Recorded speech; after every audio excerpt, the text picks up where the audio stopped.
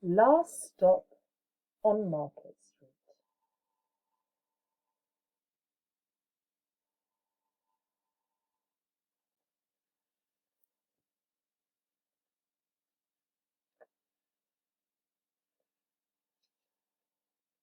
Gorgeous illustrations. CJ pushed through the church doors, skipped down the steps. The outside air smelt like freedom, but it also smelt like rain, which freckled CJ's shirt and dripped down his nose. Can you see CJ? Look, there he is. He ducked under his Nana's umbrella, saying, "How come we gotta wait for the bus in all this wet?" "Trees get thirsty too," his Nana told him. "Don't you see that big one drinking through a straw?" CJ looked for a long time, but he never saw a straw. Which straw do you think that Grandma was talking about? I wonder if the roots through this trunk.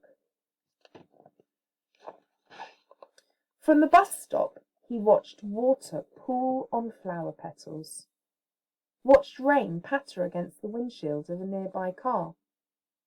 His friend Colby climbed in, gave CJ a wave, and drove off with his dad. "Nana, how come we don't got a car?"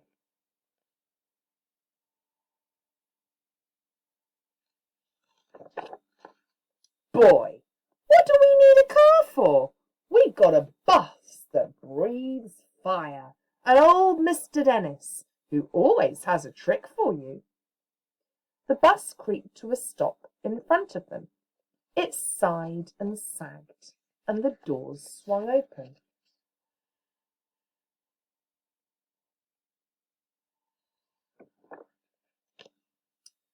"What's that I see?" Mr. Dennis asked.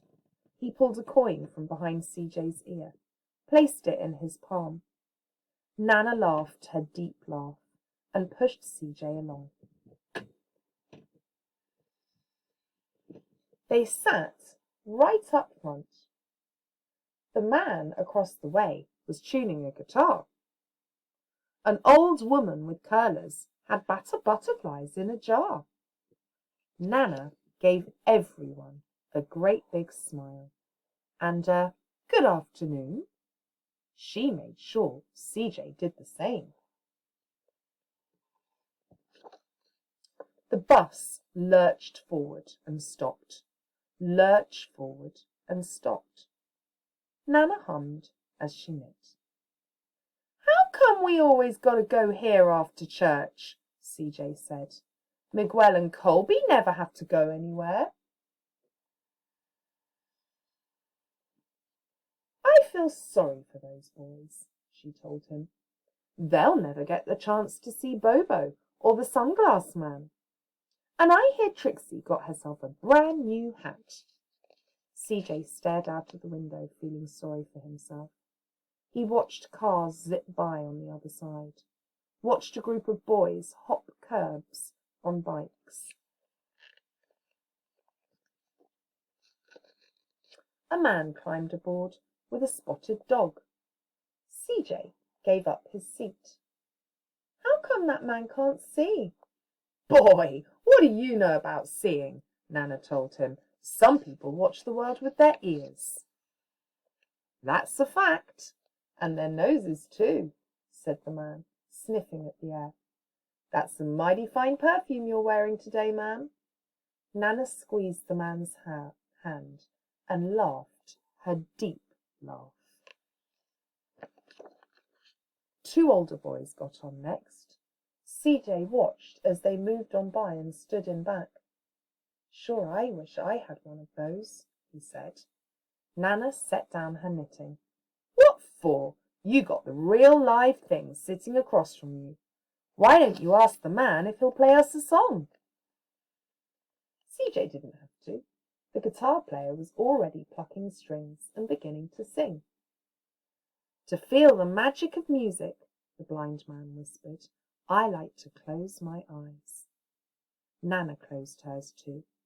So did CJ and the spotted dog. And in the darkness, the rhythm lifted CJ out of the bus, out of the busy city.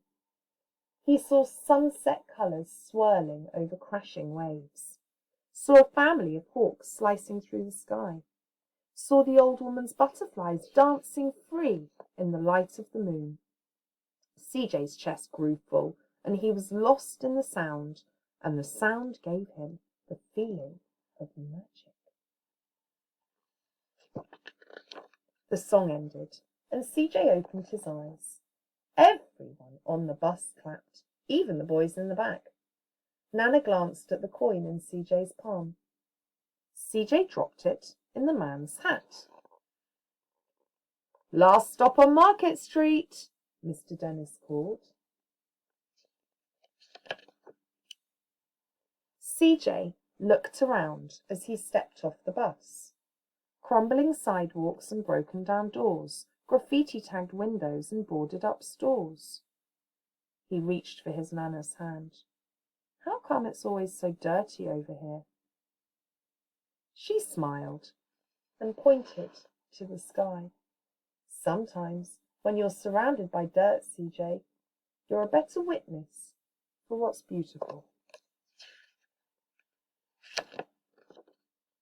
CJ saw a perfect rainbow. Can you see? Arching over their soup kitchen. He wondered how his Nana always found beautiful where he never even thought to look. He looked all around them again, at the bus rounding the corner out of sight, and the broken street lamps still lit up bright, and a stray cat's shadows moving across the wall. When he spotted their familiar faces in the window, he said, "I'm glad we came."